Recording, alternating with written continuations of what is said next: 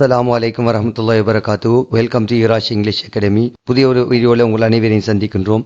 இந்த வீடியோவில் நாங்கள் பார்க்க போகிறது 2025 A லெவல் எக்ஸாம் பேப்பருடைய பார்ட் 1ல காணப்படுகின்ற கொஷின் நம்பர் 3 தான் பார்க்க போகிறோம். அதுக்கு முதல் இராஷ் இங்கிலீஷ் அகாடமிங்கிற யூடியூப் சேனல் மூலம் வெளியிடப்படுகின்ற வீடியோக்களை தொடர்ச்சியாக பார்வையிட விரும்பினால் இராஷ் இங்கிலீஷ் அகாடமிங்கிற யூடியூப் சேனலை சப்ஸ்கிரைப் பண்ணிக்கொள்ளுங்க. இப்போ நம்ம மூணாவது கேள்வியை பார்க்கலாம். Underline the most appropriate word from those given within brackets to fill in the blank in the following text என்று தரப்படுகிறது.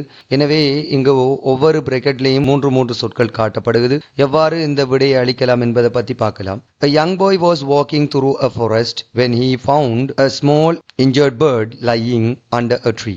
ஒரு இளமையான பையன் ஒருவன் ஒரு காட்டின் வழியே நடந்து கொண்டு செல்லும் போது அவன் ஒரு சிறிய காயப்பட்ட ஒரு பறவை மரத்துக்கு கீழே விழுந்து கிடப்பதை காண்கின்றான். He gently picked up and held it in. அவன் மெதுவாக அந்த பறவையை எடுக்கின்றான். அத்துடன் அவன் அதை வைத்து கொண்டிருக்கின்றான். இங்கு தரப்படுவது பிராக்கெட்டுக்குள்ள ஹிஸ், ஹி, ஹிம் என்று தரப்படுகிறது. ஒரு வாக்கியத்தை பொதுவாக எடுத்துக்கொண்டால் ஹி என்பது ஒரு வாக்கியத்தினுடைய ஆரம்பத்தில் சப்ஜெக்டாக வரும். இங்கே பார்த்தீங்கன்னா ஆரம்பத்தில் தந்தது போல ஹி ஜென்ட்லி என்கிற இடத்த பார்த்தீங்கன்னா ஹீங்கிறது ஒரு வாக்கியத்தின் ஆரம்பத்தில் வருகிறது. அதால் இதுக்கு பேரு நாங்கள் சப்ஜெக்ட் ப்ரொனவுன் என்றும் அழைத்துக் கொள்வோம். அப்போ சப்ஜெக்ட் ப்ரொனவுன் என்பது ஒரு வாக்கியத்தினுடைய சப்ஜெக்ட்ங்கிற இடத்துல மட்டுமே வரும். எனவே இந்த இடம் சப்ஜெக்ட்ங்கிறது அல்ல. அதை எப்படி நாங்கள் அறிந்து கொள்வோமானால் பிக்ட் என்பது ஒரு வினைச்சொல். வினைச்சொல்லுக்கு முன்னால் காணப்படுவது சப்ஜெக்ட் ஆகும்.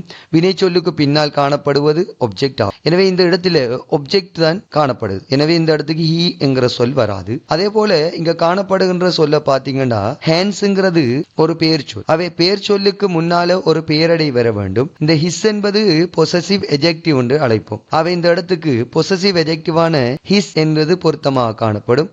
எனவே ஹிஸ் ஹேண்ட்ஸ்ங்கிறது அதுக்கு சரியான விடையா வரும். அவை நாங்க மீனிங் கருத்தின் அளவில் பார்த்தோமையானாலும் அதுதான் சரியான விடையாக வரும். அவன் அதை மெதுவாக தூக்கி அவனுடைய கைகளில் வைத்துக் கொள்கின்றான். The bird was shivering. அந்த நேரத்தில் அந்த பறவையானது பயத்தில் நடுங்குகின்றது. அந்த விடைக்கு பின்னால பாத்தீங்கன்னா the boy decided to take it home and looked after it. அந்த பையன் அந்த பறவையை வீட்டுக்கு கொண்டு சென்று அதை பராமரிக்க விரும்புகின்றான். அவை இந்த இடத்துக்கு so என்கின்ற கன்ஜங்ஷன் பொருத்தமாக காணப்படும். தொடர்ந்து பார்த்தோமேயானால் at home he placed a bird in a box. அந்த வீட்டுக்கு கொண்டு சென்று வீட்டில ஒரு இடத்துல பெட்டியை வைத்து அதுக்குள்ள அந்த பறவையை வைக்கின்றான். gave it கொடுக்கின்றான். many, some, any என்று பிராக்கெட்டுக்கு தரப்படுது. பின்னால தரப்படுற சொல் வாட்டர்னு தரப்படுகிறது. many என்பது முற்றிலும் பொருத்தமானதாக அமையாது. காரணம் many என்பது எண்ணக்கூடிய பொருள். எண்ணும் போது many water என்று சொல்ல முடியாது. ஏனென்றால் water என்பது uncountable noun, எண்ண முடியாத பேச்சொல். அதே போல any water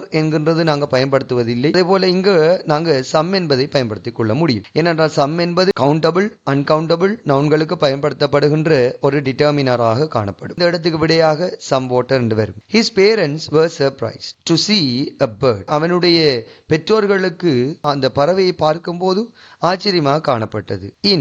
இங்க காணப்படுகின்ற விடைகள் they are என்று தரப்படுகிறது. இந்த இரண்டாவது விடையை பார்த்தீங்கன்னா தே ஆ என்று வரும். இந்த தே ஆங்கிறது ஒரு வாக்கியத்தினுடைய ஆரம்பத்தில் சப்ஜெக்ட் என்கிற இடத்துல வர வேண்டியது. ஏண்டா தேங்கிறது சப்ஜெக்ட் ப்ரொனவுன், ஆங்கிறது வேர்பாக காணப்படும். எனவே இந்த இரண்டாவது விடையான தே ஆங்கிறது பொருத்தம் இல்லை. அதே போல பாத்தீங்கன்னா இந்த பின்னால காணப்படுகின்ற கிச்சன் என்கின்றது ஒரு நவுனாக காணப்படுது. எனவே நவுனுக்கு முன்னால ஒரு எஜெக்டிவ் வர வேண்டும். இந்த தேயருங்கிறது ஒரு பொசசிவ் எஜெக்டிவாக காணப்படும். ஆகவே இந்த இடத்துக்கு பொசசிவ் எஜெக்டிவான தேயங்கிறது பொருத்தமாக அமையும். அது மட்டுமல்லாமலுக்கு அந்த விடையை கருத்தளவிலும் அது சரியாக காணப்படும்.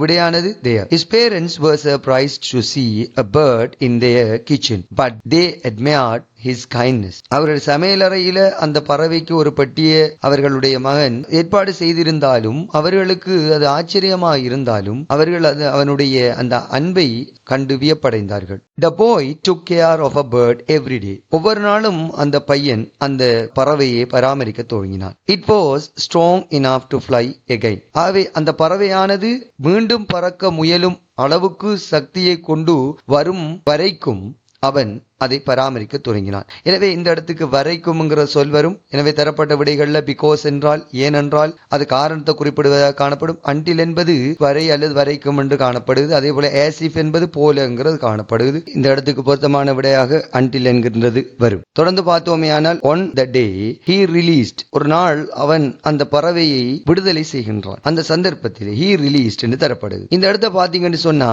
it apostrophe s தரப்படுகிறது இரண்டாவது விடையாக. இந்த விடையானது ஒரு வாக்கியத்தினுடைய சப்ஜெக்ட் ஆரம்பத்தில் வர வேண்டி காணப்படும். ஏன்னா இட் இஸ்ங்கிறதினுடைய சுருக்கம் தான் இந்த இட்ஸ் என்பது. அவை இந்த விடை இரண்டாம் விடை வரக்கூடிய வாய்ப்பு இல்லை. அதே போல மூன்றாவது விடையை பார்த்தீங்கன்னா இட்ஸ் என்று தரப்படுது. அது பொசசிவ் எஜெக்டிவ் என்று அழைப்போம். இந்த பொசசிவ் எஜெக்டிவ் ஆனது வரும்போது அதுக்கு அடுத்ததாக ஒரு நவுன் பெயர் சொல் வந்திருக்க வேண்டும். இதனுடைய அர்த்தம் அதனுடைய என்ற அர்த்தம். ஆகவே இந்த அதனுடைய என்பதற்கு அடுத்ததாக ஒரு பெயர் சொல் வந்திருக்க வேண்டும். அவ்வாறு வரவில்லை என்பதன் காரணமாக இந்த இரண்டு விடையும் இங்கு பொருத்தம் இல்லை. ஆகவே he released, அவன் விடுதலை செய்தான். எதை என்று பார்த்து கேட்டார், இட், அதை என்று வரும். அடுத்ததாக he watched it fly into the sky, அவன் அது வானத்தில் பறப்பதை பார்த்து கொண்டிருந்தான். feeling proud and little sad, பெருமையாகவும் கொஞ்சம் கவலையாகவும் பார்த்து கொண்டிருந்தான். his mother smiled and said, அதை கண்டு கொண்டிருந்த அந்த தாய் புன்னகைத்து விட்டு அவனை பார்த்து சொன்னாள், you have done a wonderful thing, நீ சில வேளைகள்ல ஆச்சரியமான சிறந்த விடயங்களை செய்கிறாய். sometimes, சில வேளைகளில் helping others, மற்றவர்களுக்கு உதவுகிறாய். brings us என்று தரப்படுது. இந்த இடத்துல பாத்தீங்கன்னா விடையாக some, the என்று தரப்படுது. greatest joy என்பதை எடுத்துக்கொண்டால் joy என்பது ஒரு பெயர் சொல். பெயர் சொல்லுக்கு முன்னாலே எஜெக்டிவ் அமைந்துள்ளது. எஜெக்டிவ் ஆனது மூன்று வகைப்படும்: பாசிட்டிவ் எஜெக்டிவ், கம்பேரட்டிவ் எஜெக்டிவ், சூப்பர்லேட்டிவ் எஜெக்டிவ். இந்த கிரேட்டஸ்ட் என்பது சூப்பர்லேட்டிவ் எஜெக்டிவாக காணப்படும். அவை சூப்பர்லேட்டிவ் எஜெக்டிவ் ஆனது இஎஸ்டியில முடியும் என்பதன் காரணமாகவும் சூப்பர்லேட்டிவ் எஜெக்டிவுக்கு முன்னால ஒரு த ஆர்டிகல் பயன்படுத்தப்படும் என்று நாங்கள் ஏற்கனவே டிகிரிஸ் ஆஃப் எஜெக்டிவ்ங்கிற பாடத்தில் பார்த்திருந்தோம். அதன்படி இந்த இடத்துல தங்கிறது சிறந்த விடையாக காணப்படும். அவை விடையை பார்த்தீங்கன்னா helping others bring us the greatest joy. The boy nodded, realizing how good it felt to help something so small. The next morning, the bird returned and sat on the fence. அடுத்த நாள் காலையில அந்த பறவையானது திரும்பி வந்து அந்த வேலியில அமர்ந்து கொண்டிருக்கின்றது. chirping, ஆவே அந்த பறவையானது சத்தமிடுகிறது.